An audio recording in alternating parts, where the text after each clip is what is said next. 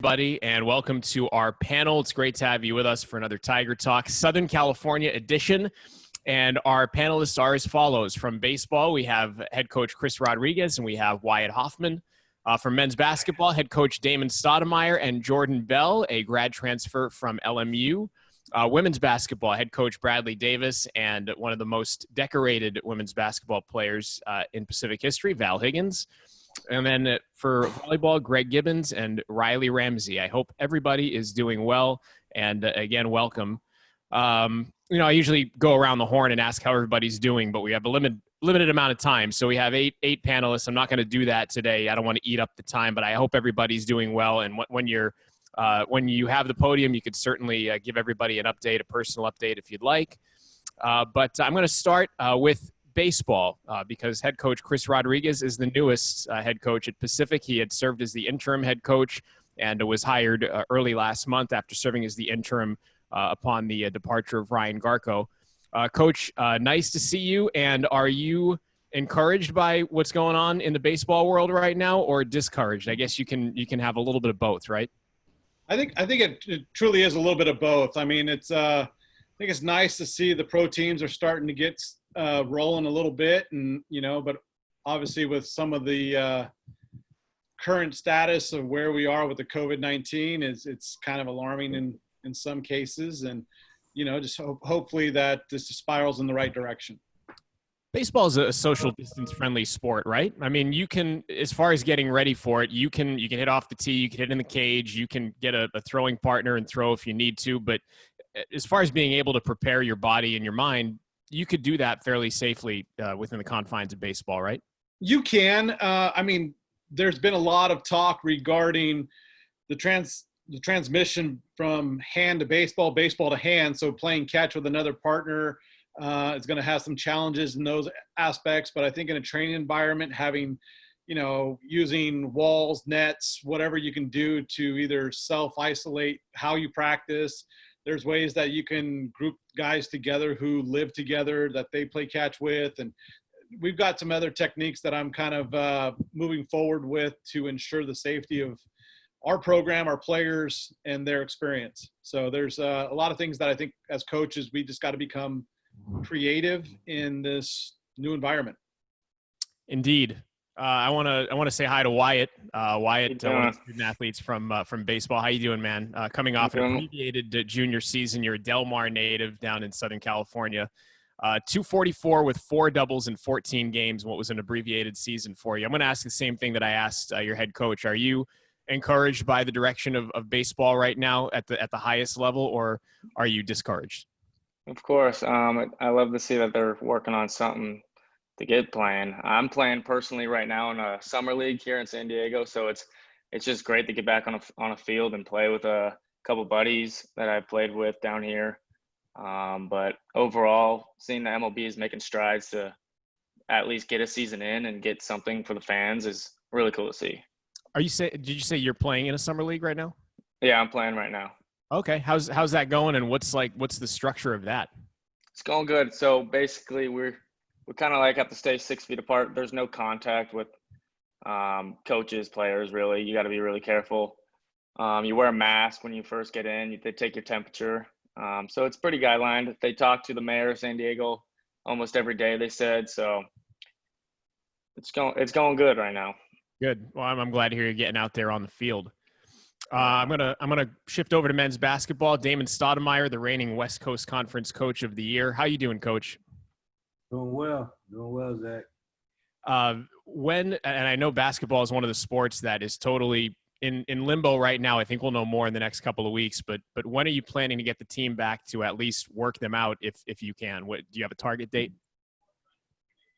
Well, trying to get them back somewhere in the middle of August. Well, beginning to middle of August, so we can go through some type of proper channels to get everybody situated. But truthfully, I'm not even concerned about that. I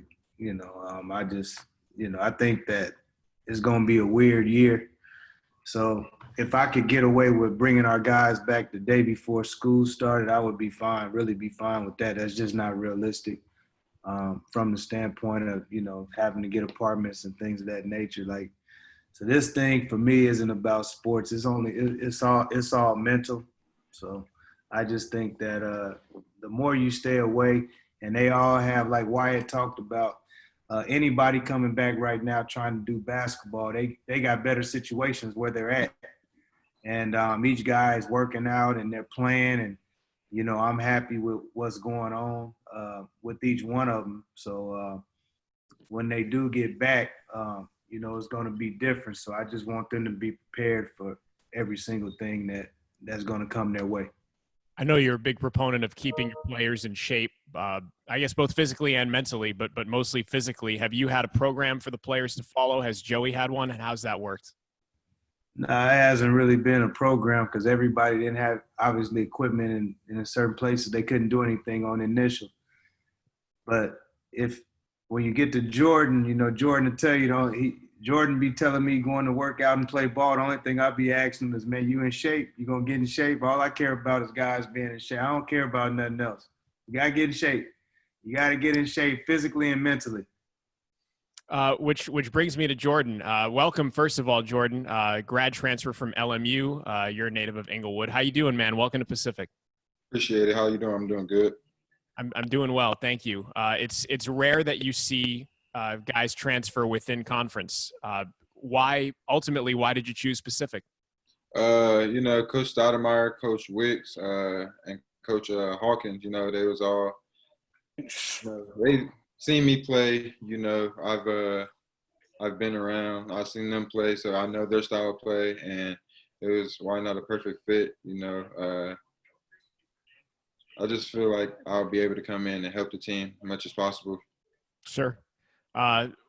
What did you notice about Pacific from the opponent's bench? Like, give us the scouting report that you guys got on Pacific while you were at LMU. And this is I was excited to ask you this question because I'm excited to know.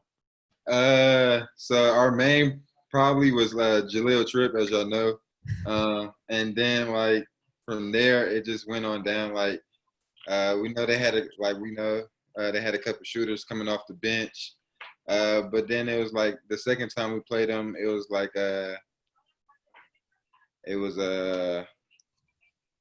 who was it? Maury Bailey that had killed us the second time. McCray, Maury McCray. McCray, said Bailey. Jeremiah Bailey. There was a Bailey.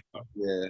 It was the second time was Amari, so it was different. Each time was a different person that killed us. So couldn't really do much. Well, we're happy to have you in orange and black, man. I liked watching you play at LMU. So welcome. Hopefully. So Zach, hold on for 1 second. So as you see, one of the downsides of not having everybody together is Jordan is calling people two different names. So when we get together, we're gonna have to, we're gonna have to get that right. That's one of the disadvantages. But the advantage is we do got 8 returners. We didn't have a lot of holes to fill. Damon, I was going to ask you actually, and I'll ask you now. And I wanted to go around and ask the coaches, so I'll do that now. What are some of the challenges you're facing getting the newcomers assimilated into both the team and then the culture? Because I know, Damon, you're a big culture guy. You've set up a culture that has shown itself to be a winning culture in the last couple of years, but now you have to incorporate some new guys into that, and you can't be together. So how does that change the game plan for you? It doesn't change the game plan. I'll treat them as if they've been here, knowing that I do have to incorporate them. No, it doesn't change too much. Actually, this is the first year that I've actually had, this many returners. So I do have 8 returners, and with Jordan, he's a 5th-year guy, and everybody knows how I like, grad transfers. And, the biggest thing about him is that you don't have to groom somebody to go play on the road in the WCC because he's been in every arena. He's played against every player, and he knows who they are and what they look like. And then we have the other guys, Javay Green coming from Nebraska, Nigel Shad coming from Kansas State, and our 2 JUCO guys, or 1 JUCO guy, excuse me. I think, 1 JUCO guy. 2 JUCO guys. Right? 2 JUCO guys. I'm sorry. So I think that it won't be as difficult from that standpoint because although it wasn't our program, they've been in other Division I programs, and then it's really incorporating the two JUCO guys and getting them up to speed. I'm going to keep going around the horn here, and my next stop is women's basketball. Head coach Bradley Davis entering his 6th season in that capacity. Obviously was an assistant on Lynn Roberts' staff prior to that. How you doing, Coach Davis? I'm doing well. Thank you. I am going to ask you the same question that I just asked Damon. As far as the newcomers go, you have Rosie Schweitzer, who's an Australian native transferring from George Mason. You have 3 incoming freshmen. So how do you incorporate them into your team and your culture?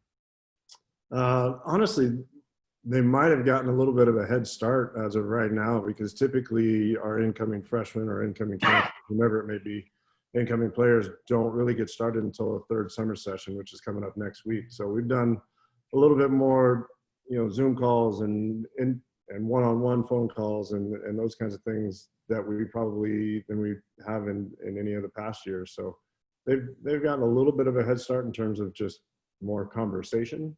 But that'll have to change as we get into later into the summer.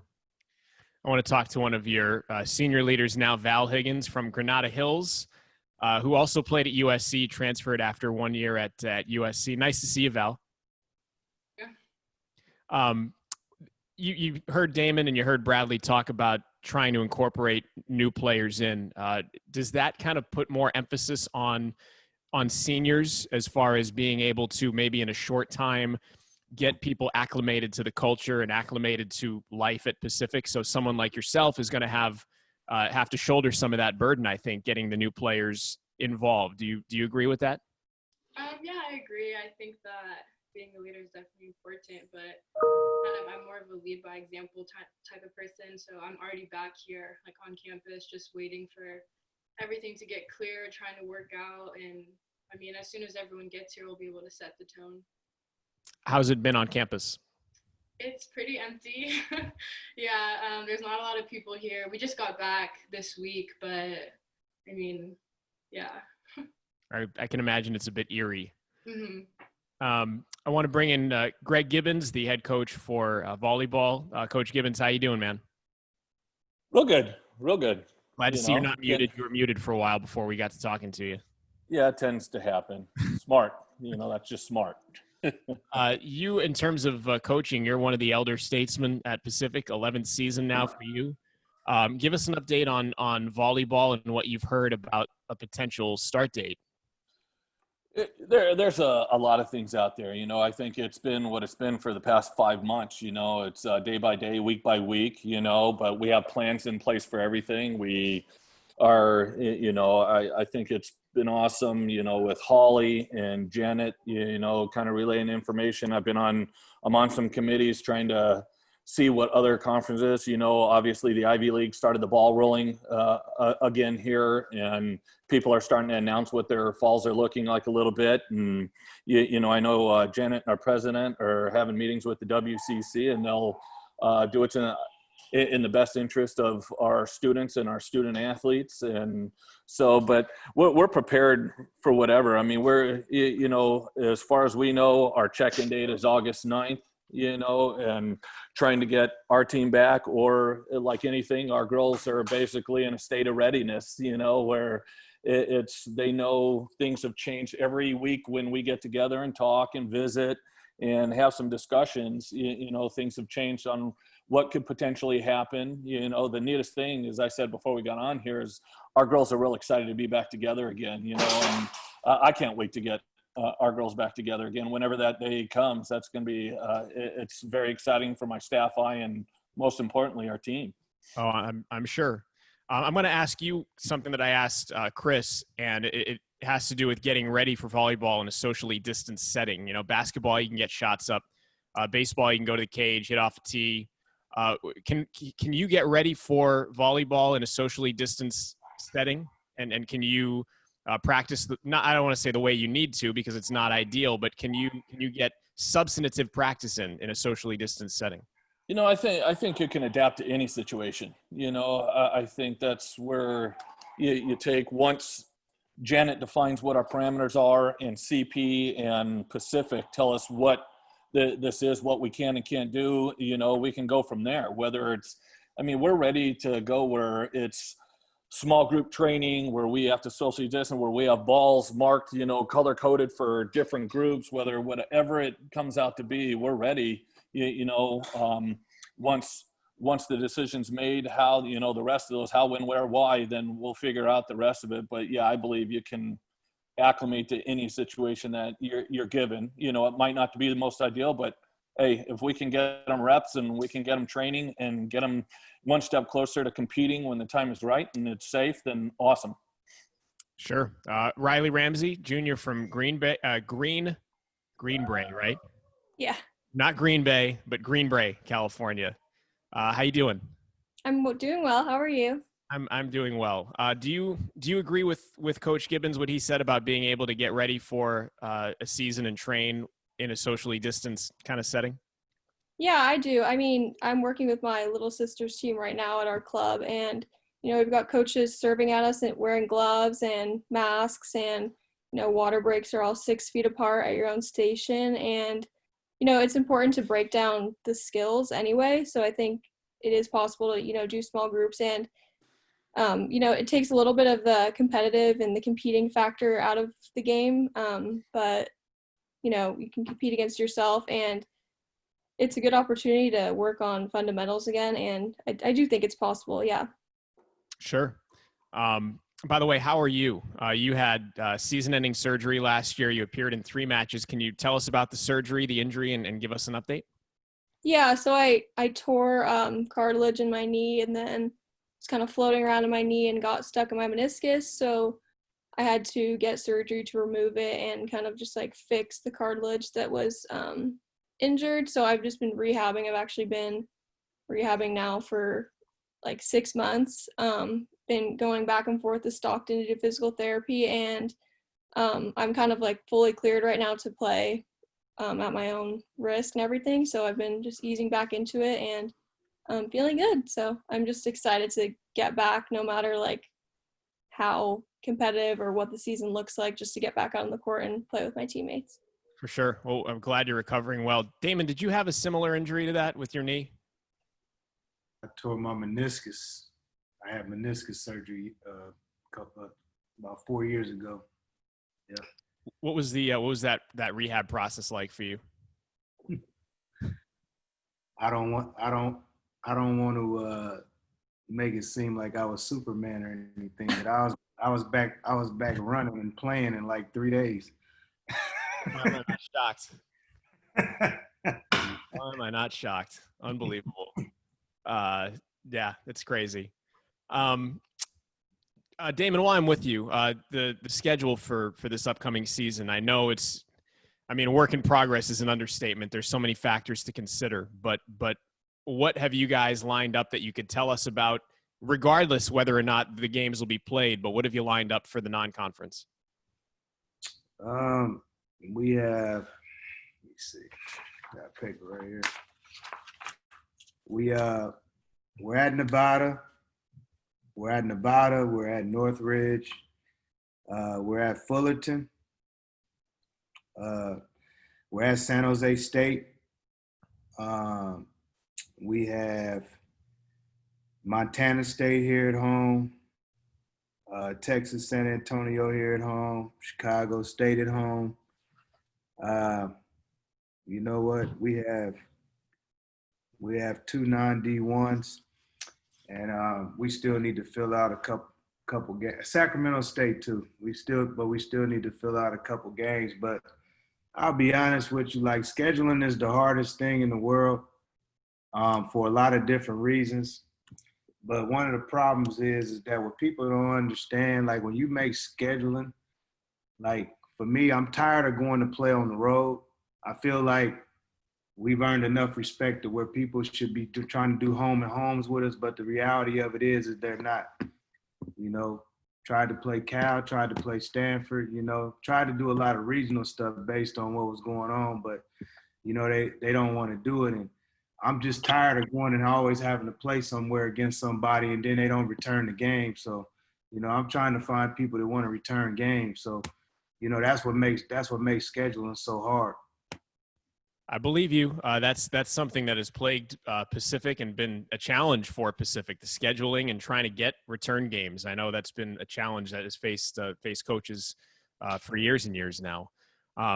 Jordan, what's your mindset going into a season in the WCC not playing for LMU? I mean, is this kind of weird for you? What's your mindset as it pertains to that? Yeah, it's weird, but I mean, at the end of the day, business. I feel like, I've been, this will be my third D1 school. So I'm pretty much, familiar. And then, I'm pretty well known. I know the players and teams in the WCC. So I think it'll be fine for me. What are some of the areas where you feel like you'll be able to help the team specifically? For me this year, improving rebounding and, defense. And then, close layups, jump shots. I feel like I could be able to, come down the floor, drag, pick and pop, and just help the team win. Whatever they need, I can do whatever they need.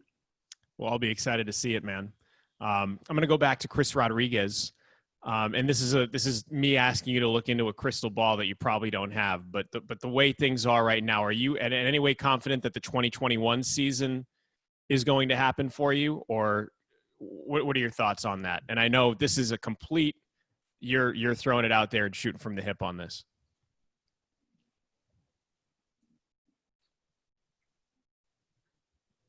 I can't tell if he's thinking or if he got disconnected. You frozen? He could be. feel like he's frozen. That is like a statue. Thinking hard. It was deep in thought. I was like, man, he's really going to consider this question. I was excited about that. Well, he'll probably come back. Let's go over to Wyatt since we were on baseball. Wyatt, oh, there you are. You mentioned you've been playing in summer league games. How else have you been staying baseball sharp? I know you can train and work out and whatnot, but I mean, there's a difference between that and staying baseball sharp. How have you been staying sharp as it pertains to baseball? Just talking with my brothers and my dad, honestly. I mean, just picking his brain, just getting the mental side stronger than rather physical, because gyms are closed. But other than that, I mean, I'm just working my hands because I'm an infielder, so hands are my game right now. So just constantly working on my hands, going on the beach, and then my dad hit me tennis balls on the beach, seeing which way the tennis ball is going to go, kind of working like that. What are some of your dad's? I mean, your dad's Trevor. So, what are some of your dad's thoughts on what's been going on around baseball? He's just excited the season's going to happen. Honestly, he's kind of out of the loop now. He's been out of it for like 10 years. So, but he's happy to see the baseball balls rolling. It's good to see the guys are excited in the league to get the ball going again. But he's a fan right now. Sure. As far as distance learning, have you had to do any of that? And if so, what's it been like for you? It was awesome because I'm a big family man. So being 3 months in quarantine with my family was a blessing. And I know my mom and dad loved it, but 3 months was a little long being cooped up inside and not seeing anyone out on the outside, but it was all worth it. Yeah, I can relate for sure. By the way, I'll try and figure out when C-Rod's coming back on here. If he comes back on, I'll ask him that same question. So I'll get the answer from him if anybody's waiting for that. Bradley, anything on the 2021 women's schedule? No, not at all. Yeah. We actually have some home games this year in June or in November. We'll start the year on the road, maybe, assuming going to UNLV, and then we'll come home for 3 games. Actually 4 games in a row throughout November, which would be great.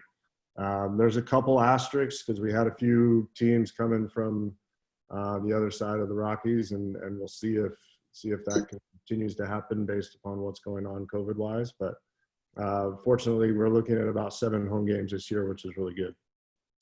Have you had, and I asked Damon this, but have you had your girls on a workout program, or have they adhered to any program that's been put out there? It's the same situation as Damon talked about. Their access to both basketball facilities as well as weight room facilities has dictated what they're able to do. So yes, we've sent out a program that they can get with, and they've actually had contact with our strength trainer Genevieve, but it's been all about access at this point. So we're just hoping everybody stayed in as good a shape as possible so that we can get back to normal as soon as we can get back to the gym. Sure. While I'm on scheduling, Greg, what about you for 2020? A lot of ours is, I had a discussion with our team, is we've had to completely revamp our schedule. We were hosting a tournament, and then we were going to SAC to play Florida, in these different scenarios. But obviously that's changed a lot of it. Well, two reasons, right? With what's going on right now. I mean, the number one concern is just health and safety. And in that regard, we've done away with our preseason. We're looking right now basically at a conference-only schedule. There's still a possibility we might go to SAC, play SAC State in non-conference, UC Davis and San Jose State, who are local teams. That's the only reason why. We're supposed to go to the East Coast. It was just, in what I've seen, I thought, in talking with our team, I thought it was in the best interest of our team to do away with our preseason.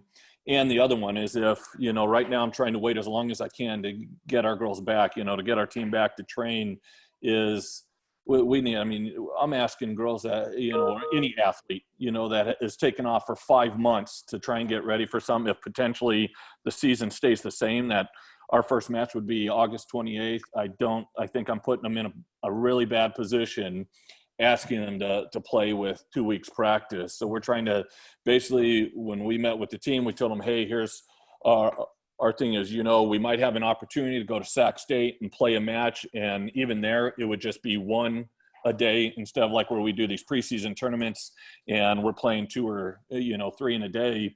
Is we'll take those 5 or 6 weeks and train to get us ready for conference. And then what we're going to do is make a run in the conference. So right now, there is no preseason for us. What we're doing is putting everything into training and developing, and then seeing if we can get a conference in. But we're so far up in the air right now as far as a fall sport that we have no idea. Those are the West Coast Conference, has got to make those decisions, and kind of weigh out what's in the best interest of our athletes.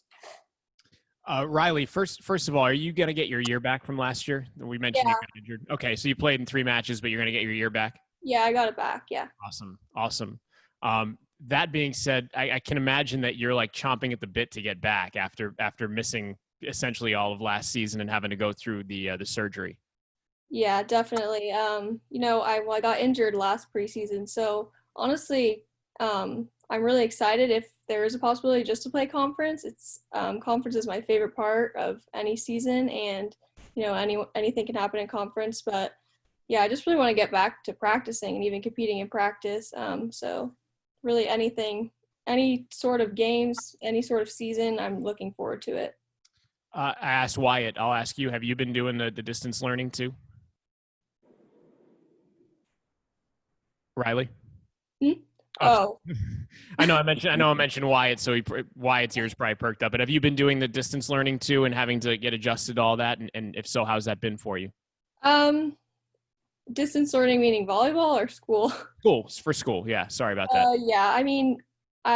My classes, I only had a couple on Zoom. Like most of my teachers didn't really meet on Zoom at all. So it was kind of just on my own, which is fine, working on time management. So, and I'm hoping that some of my classes this semester will be in person since my major is like very small classes anyway. So. Cool. I think we have C-Rod back. There he is. Chris, I don't know. Did you hear the question I asked you before you froze up? Not something about a crystal ball is about all I got, and then it froze up. Technical difficulties of I don't know what's going on. It's all good. But I just wanted you to look into your crystal ball and tell us how confident you were in a 2021 season happening, if you could look that far ahead. I think I'm pretty optimistic when it comes down to it. I think we'll see what happens by January, February rolls around. At that point, who knows where we really will be. We're changing daily, weekly now. To sit there and say you don't know, I don't think anybody knows what's going to happen in January and February when it comes down to it, but want to stay optimistic. As of right now, I believe that the WCC has kind of pushed us making any real conference changes on schedule till October. Last word I got from our coaches meeting in the WCC, and so we're going to stick with that until we're told otherwise. So, yeah, that's a good answer. Bradley, what's it been like, first of all, being at home during the month of July for a change? I can also ask myself this question because I'm never home in July, so I want to know your answer. I don't know if my kids are happy about it or not, because typically I'm typically gone, for recruiting throughout the whole entire month almost of July. So it's been nice, to be honest with you. That has been the one silver lining, is that you get to spend some time with family, and my wife works from home, so she's here and working, and we've kind of invaded her workspace. But that part's been nice, to be able to spend some time with family. I think we're all getting a little bit antsy, and that's probably comes with the territory. But right now it's just better to be patient and try to get us back to as much of a normalcy as we can. How has recruiting been for you, and how have you? We talked about this in some other chats, but how has it evolved for you, recruiting in this climate? Evolved is the right word. You have to do things a little bit differently, and I think going back to your first question of how you acclimate some of your freshmen or incoming transfers, is they've become, with different rule adjustments and changes, they've been allowed to interact on different levels with our team, as well as our team has been allowed to interact with recruits. So we've been trying to adjust and do some Zoom calls and get people connected in small groups and large groups on our team. But I got to give a lot of credit to our staff, top to bottom. They've done a really good job of being creative with social media and technology and things that we can do to actually reach out and connect with recruits. I want to go to Val next. I mentioned one of the more decorated players in Pacific women's basketball history, 4th on Pacific's all-time list in steals, 5th in career double-doubles with 25. I mentioned you started your career, Val, at USC. You're from Southern California. When you think about your freshman year, you think back to your freshman year and up till now, how you've grown. Can you tell us how the growth process has been for you, and in what ways you've grown both in the game and personally? Yeah, for sure. So I would say in the game, my game has grown a lot just with confidence. I think naturally I prefer defense over offense, but Bradley's had a lot of confidence in me to score the ball and put the ball in the basket. So I've kind of taken over like that aspect of my game. Off the court, I would say just, I don't know, like pretty much I would say balance, I think. Like finding that natural balance between, being in the gym and then also between school and just like family and friends, and try to like time manage everything together. But I've definitely grown as a person and a player since my freshman year. Bradley, you want to expand on that? Yeah, the one conversation I remember vividly when we were on the recruiting trail, ironically, and a coach who will go nameless, when we signed Val, said, "Oh, you got that shooter from USC." And I remember thinking, of all the film I watched, like, yeah, she could shoot the ball, but that's not what stands out. She's just such a dynamic player and can really affect the game on so many different levels. Riley talked about what you learn sitting out a year. And I think with Val, especially, sitting out that year, I tried to create opportunities where she can, put a voice in my ear and just try to start our relationship a little bit, coaching and player. And just watching her growth and maturity on the floor as well as off the floor, it's been fun to watch. I second that. I'm going to ask all the coaches this, and I'm going to start with Damon.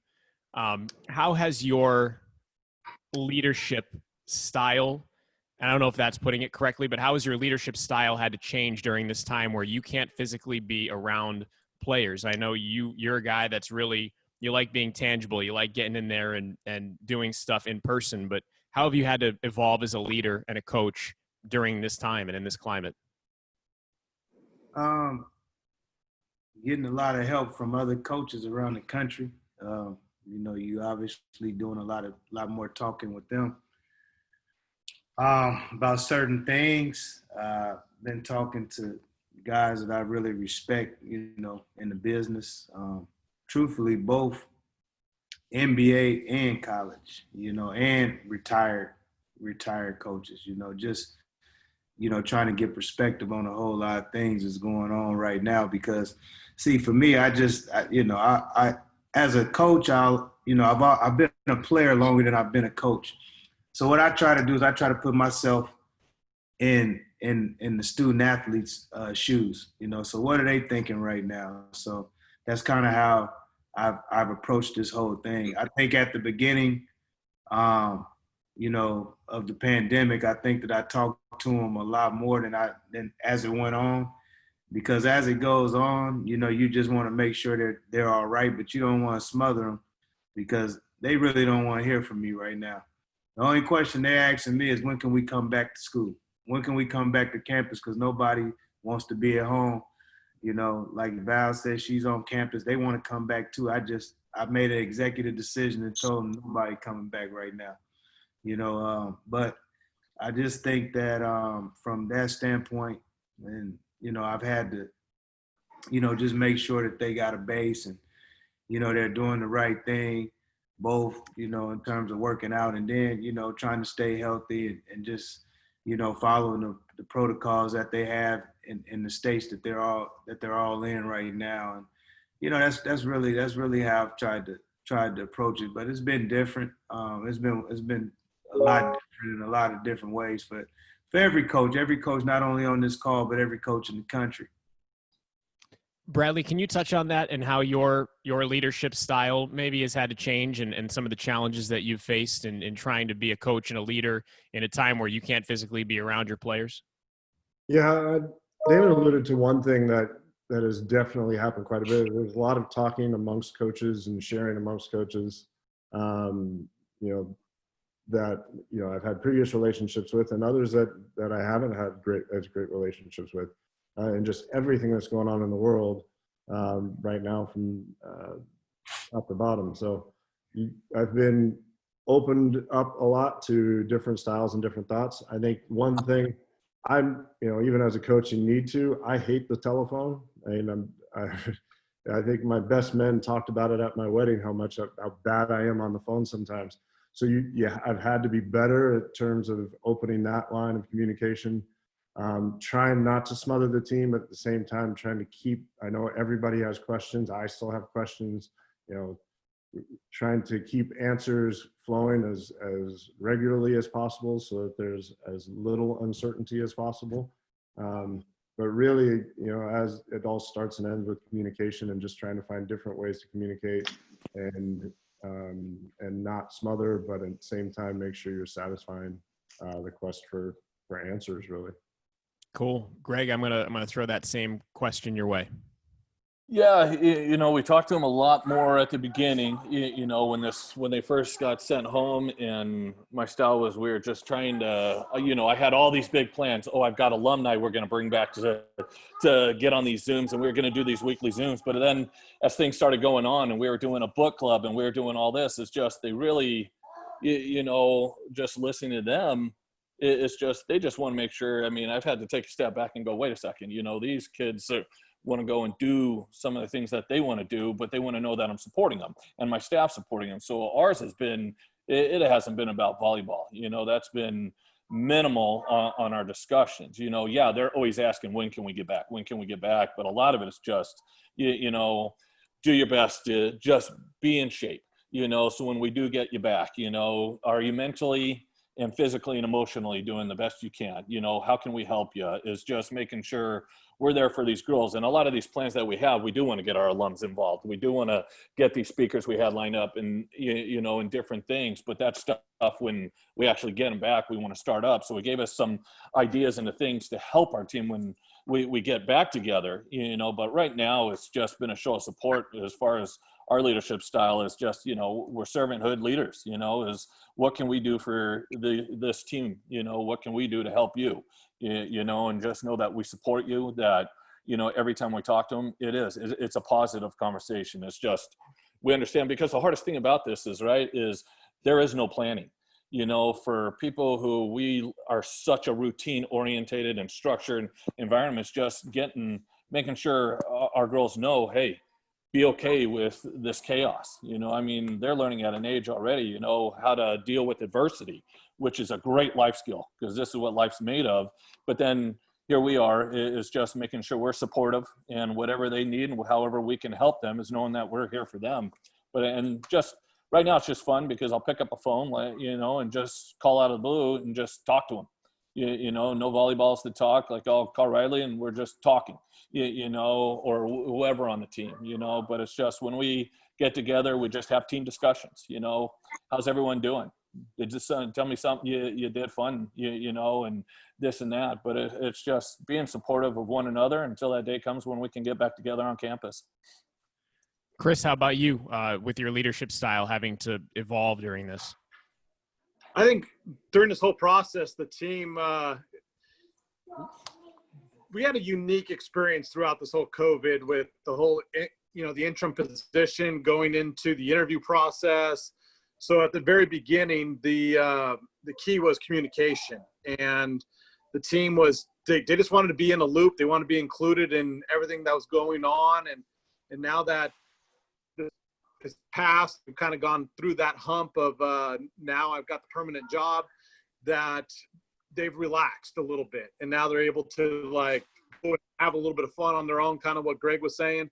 Kind of like Wyatt is playing ball. He's kind of getting back to that normalcy of life within this crazy world.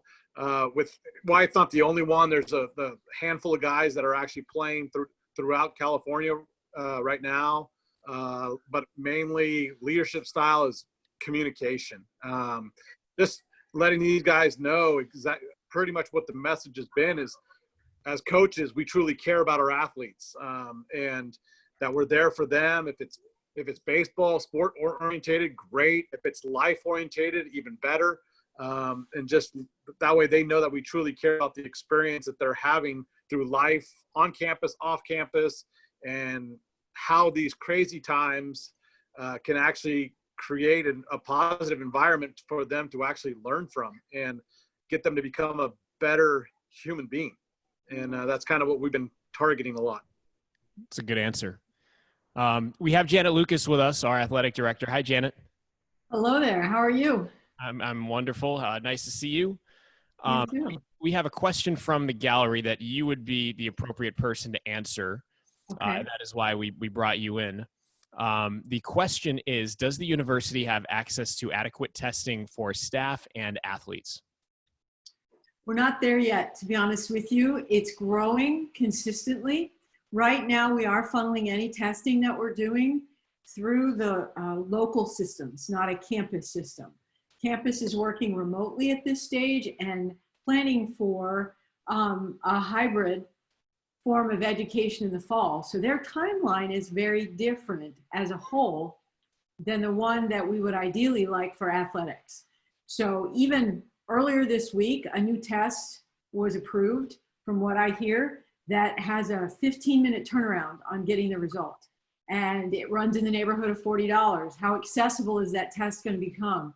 The science of this and the medicine of this grows exponentially as they learn more and more about COVID. So we're not where we'd like to be, but it's better than where we started. Thank you for that answer. While I have you unmuted, I want to ask you one more question that I think is pertinent. Yeah. How much of what's going on with the Ivy League is going to set a precedent for what happens moving forward for not only the WCC, but maybe other conferences? I think it absolutely sets a tone.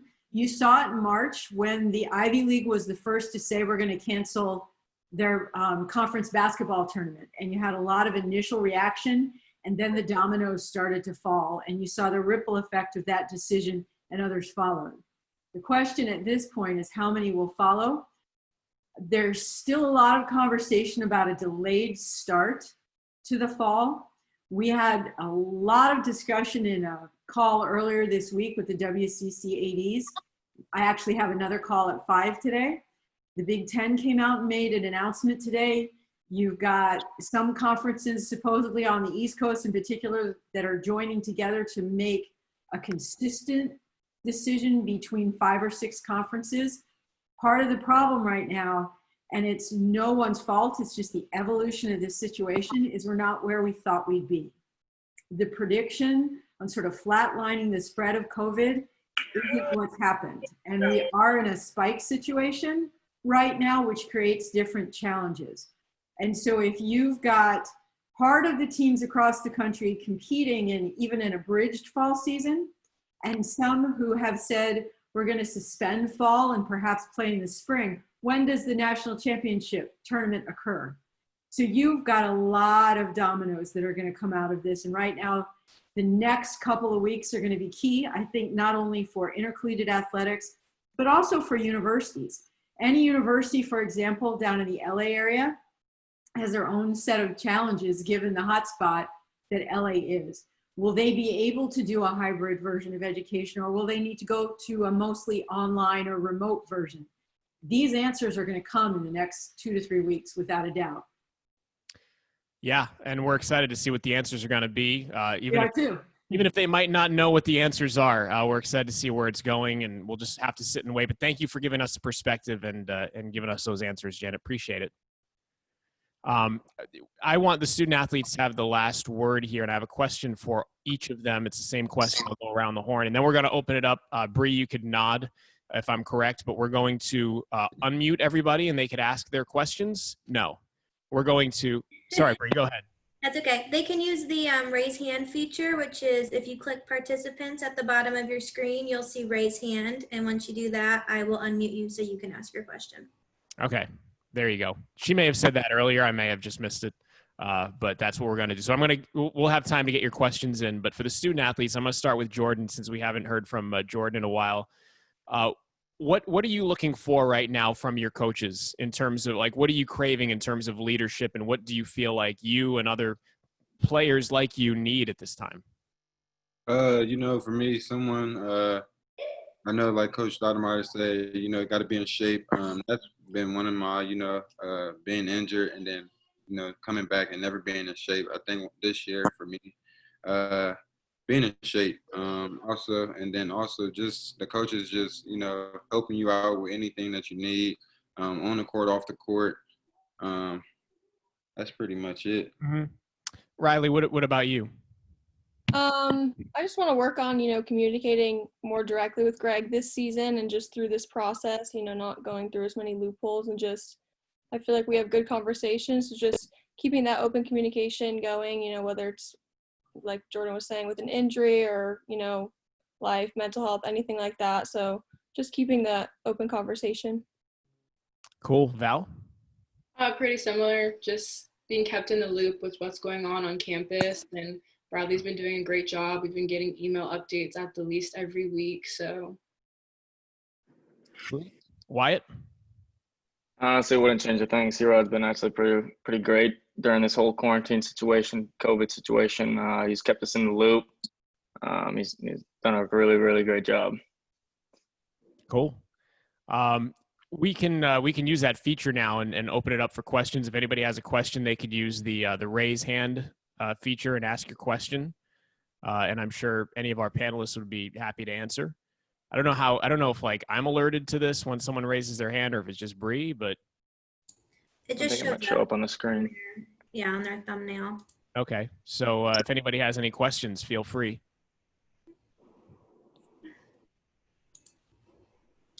We have a shy group. I'll go. Let me say something. Can I say something real quick? Of course. I want to send a shout out to my guys. I see Greg and a lot of the guys that came to the game down in Long Beach. And what I want to say is thanks for being on the call. And Long Beach, man, they took us off the schedule, so if you guys can go down to the campus and bum rush the athletic department and tell them to get us back on deck so we can get our guys back at the game. That was big, man. You guys made our guys' day, and glad that they could do that for you guys with that win, vice versa. Just wanted to say that. All right, looks like we have a couple questions. I'll go to John first. Wait, hold on.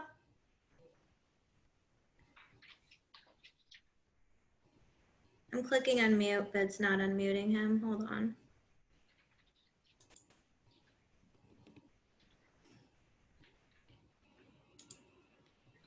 Okay, we're gonna work on that. There we go. There he is.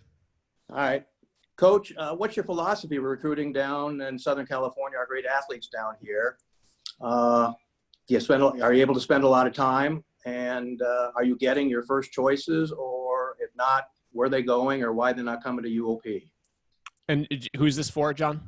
Coach Stoudamire or any of the coaches? I'm just curious, how we're doing getting Southern California kids up to UOP, where I went and graduated in 1977.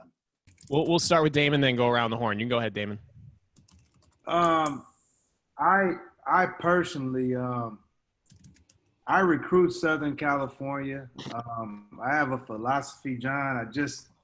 I don't think in this day and age, in the conference that we're in, that you can recruit all freshmen and win at the highest level anymore. So I try to stagnate freshmen. So I didn't recruit any freshmen this year. So I'm working on something for 2021. I am recruiting, several prospects down there in the Southern California area. I have a lot of relationships down there, but that's just something that I've chosen to do. I just think that it's so hard. Gonzaga has set the gold standard in terms of recruiting, and it's just what they do is unprecedented for the mid-major level. And then I think that no knock on Dave Rose, because Dave did a really good job while he was at BYU. But I think Mark Pope is a different type of guy. He gets after it. He loves to recruit. He's in the same gyms that I'm at. Randy does a great job, and he finds his niche of getting a mixture of Australians and then, some high school guys to add and a couple sit-out guys. So, definitely I agree with you 100%. There are a lot of good players in Southern California, and you have to, you just got to keep on digging until you find the right one. Are you getting your first choices? In some respects, yes. In some respects, no. We still fight a lot of different things, in terms of recruiting here. But nonetheless, we still get through those things. And, quite frankly, if you can't, for me, like, I don't sit around and wait, because I can't wait. I can't get into wars with guys in terms of recruiting. Like, if you're stringing me on, I got to move along. That's kind of like my theory. The worst thing that I learned when I was an assistant, the thing that I learned the fastest in recruiting is, if you're honest up front, boy, you can just move on. And so that's kind of my philosophy even now as head coach. Yes. Coach, that's why you recruit Utah so heavily, right? You're always in Utah. Let me tell you something. If I can get a player from Utah, he probably can't play, because if he didn't go to BYU or Utah State, they're not letting them good ones get out of there.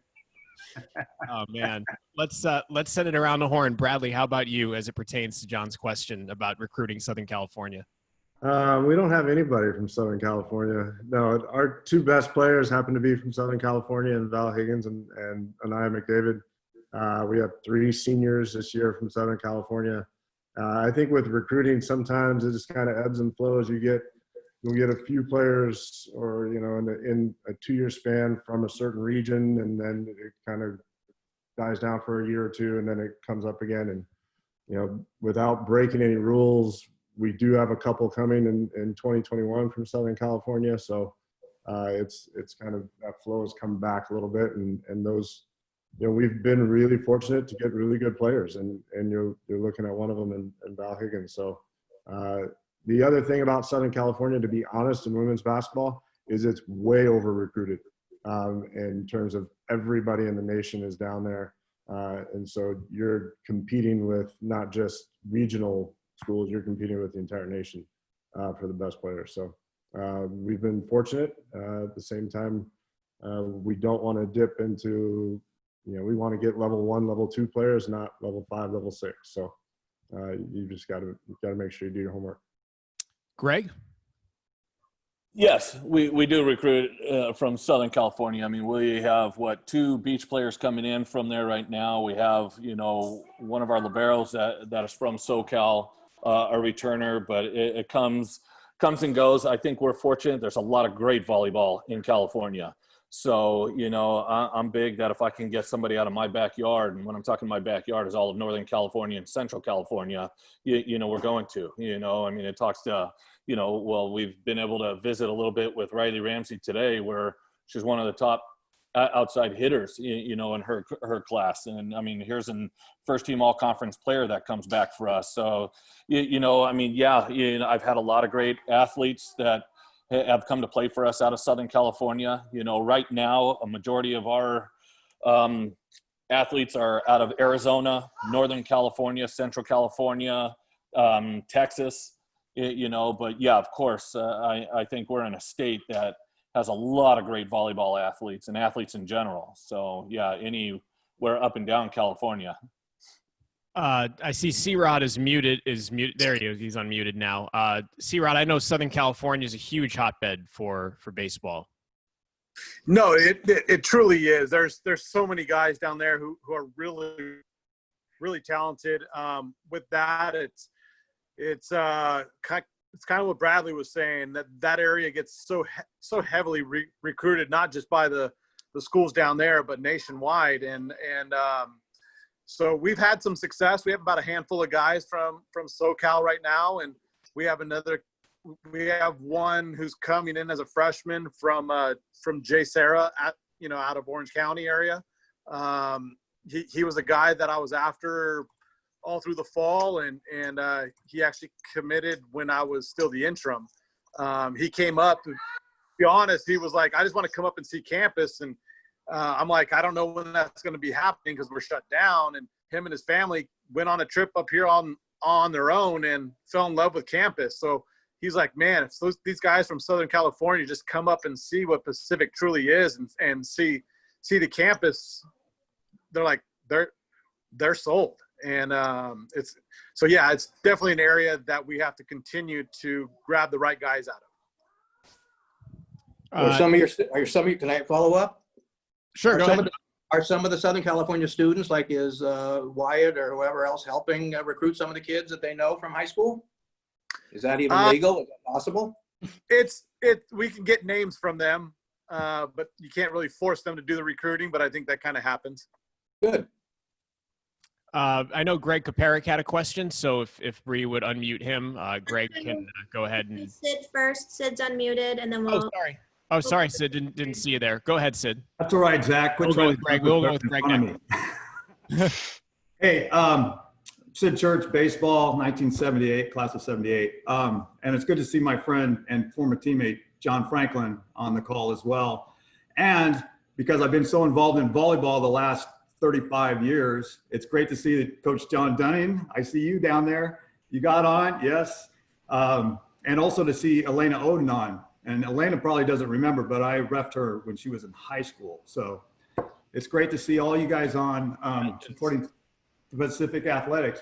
But because I am a baseball guy at heart, and I follow Pacific baseball, every year, hoping for the best. Chris, the question is for you. I lived in Arizona for 12 years. Arizona only has 3 Division I schools that play baseball.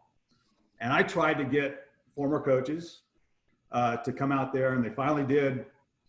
Actually, when my son was a sophomore in junior college, and start recruiting because they have some great baseball in Arizona. I was wondering if you had any chance to recruit or reach out to Arizona, and if not, what are you guys doing, or what are your plans possibly to go into Arizona and do some recruiting there? We have tapped Arizona. There's a couple contacts that I have from previous backgrounds that are coaches down there. I'm actually currently talking to a middle infielder from Arizona. So yes, we're always going to be down there because we know that's a great area.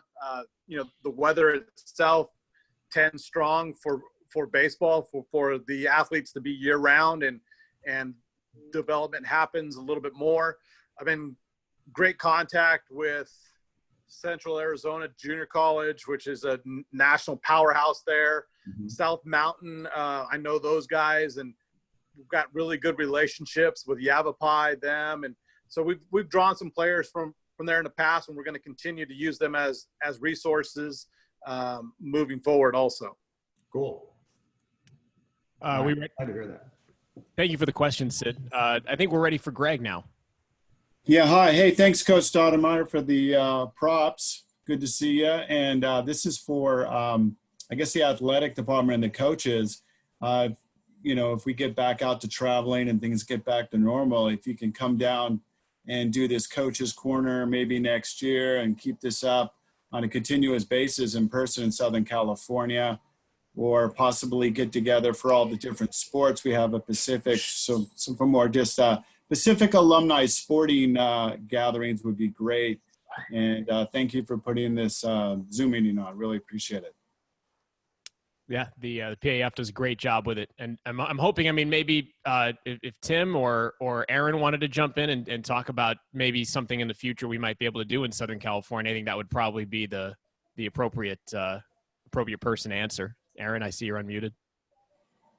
Yeah, Tim could probably back this up. So, I mean, based on where we're at right now, we would have loved to have substituted this with an in-person event at an actual sporting event and gathered everybody together. And I think that's something that we're planning on doing and would love to do here in the near future once everything returns to normal. You know, we've done things in the past, whether it's, you know, for basketball or volleyball, we've had some opportunities to be out there for different events, and we'd like to schedule a few events when things are back to normal and identify some dates that work out for our schedules to be able to continue to do that and have something similar to this where we can have a gathering, identify a game, and be able to have, you know, maybe a pregame hospitality and have everybody join together with the PAF and some of our members and some of our alumni in the area for future events. And hopefully that is able to happen soon, and we can put that together. So we appreciate you guys taking this as the alternative route and joining us for this particular event and way to show our appreciation and support for our Tigers. I don't know if you have anything else to add, Tim. That covers it. If everybody if nobody has any questions, I think we're good to go. Thank you all so much, SoCal fam. We appreciate you. And thanks to our panelists of coaches and student athletes. Always love seeing you guys. And we'll be in touch again soon, and we'll put on another Tiger Talk soon. But for now, go Tigers. Thanks for coming. Bye, everyone. Thanks for having us. All right, see you later. Thank you. All right. All right.